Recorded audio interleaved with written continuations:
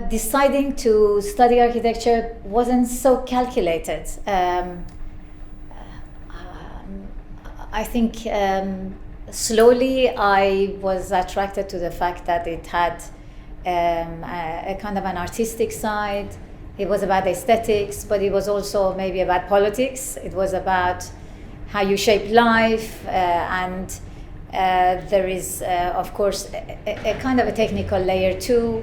And this combination attracted me. And I applied to do architecture. Frankly, looking back, I consider myself lucky that I ended up loving it because it involves all the things we know it involves, but it could easily deter you. It's a long course and long hours and all these crits and projects and all-nighters. But I haven't regretted doing architecture since then. I would say the people who taught me, whether it was maybe David Dunster at the Bartlett, or later at Harvard I had Rem Koolhaas as one of my visiting professors. Architects that I worked for, I worked for Renzo Piano, I worked for Rem Koolhaas. I did internships at Zaha Hadid during my holidays. Since I've finished work, Richard Rogers invited me to be part of various committees that he had established when he was working with Ken Livingstone. I am part of the Norman Foster Foundation, the trustees. David Chipperfield has been extremely supportive and good to me.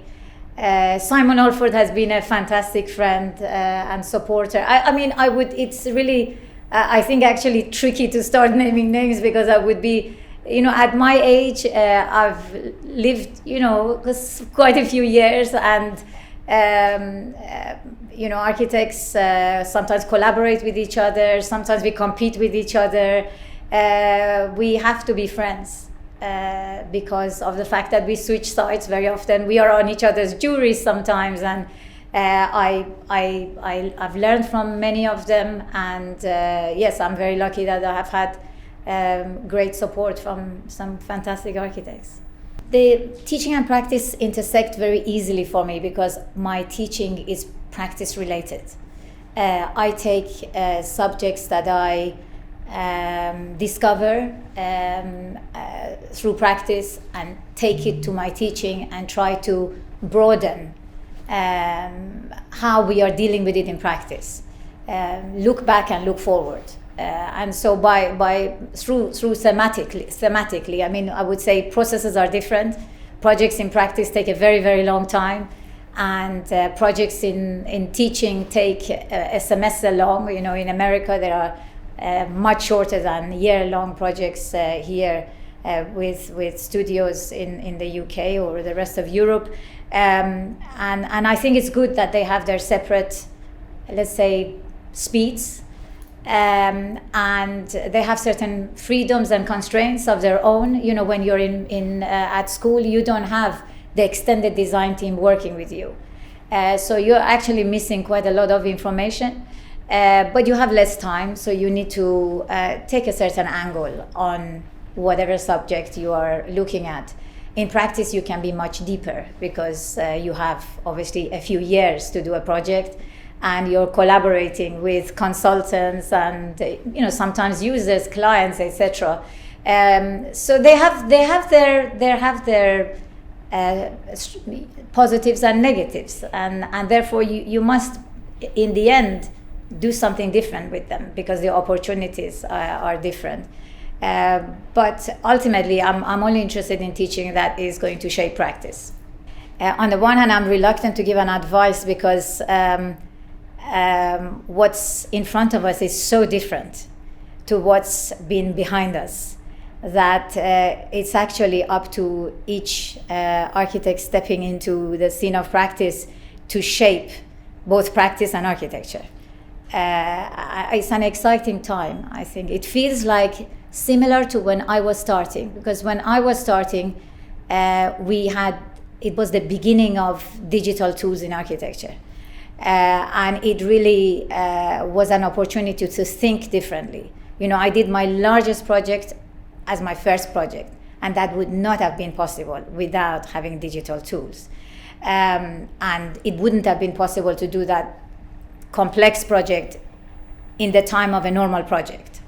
So that was the opportunity, and it was an opportunity to think about relationship between urban and architecture, think across scales, because we had the tools to think also, to have information from a wider territory than what an architect is usually used to. They were, those were the opportunities, and it was a shift in practice at that time. And I think now with climate emergency, we just have to rethink how we build, how much we build. I think there is a lot of inequity. We need to really think about these issues, who is included, who is excluded, every time we make decisions. It's an exciting time. So I would say, if I were to give an advice, I would say follow your instinct, and don't be afraid of taking a very different angle to what people have done before. So my main focus at the office is on a community center in Houston for the Ismaili community. That's a project that we won through a competition, and we've been busy during the last 2.5 years designing it in detail, and it's under construction. So that's very much live, and when things go on site, many things can go wrong. So I'm kind of completely stuck with it day to day. Through teaching, I have continued during the past 5 or 6 years focusing on housing, which of course is one of the largest problems of our time. And I've been trying to look at how we can connect housing, purpose-built housing, with how people live, because the two have been disconnected. And when COVID came along, and we had to think beyond just affordability and think about, well, maybe housing has to be thought about as dual use. Maybe we should have the option of working from home. Then there is the issue of well-being, and how housing can perhaps help people deal with loneliness, or fitness and health. And of course the environmental agenda is also part of how we should be thinking when dealing with housing, and whether we can use reuse materials, and whether we should be reusing buildings. My studio last year was looking at turning a car park into housing. So lots of subjects to attack when you're dealing with housing, and the decisions are small in scale, but they're connected to very large consequences, and that's what makes it charged with potential. And I think I'll keep going with it for the time being.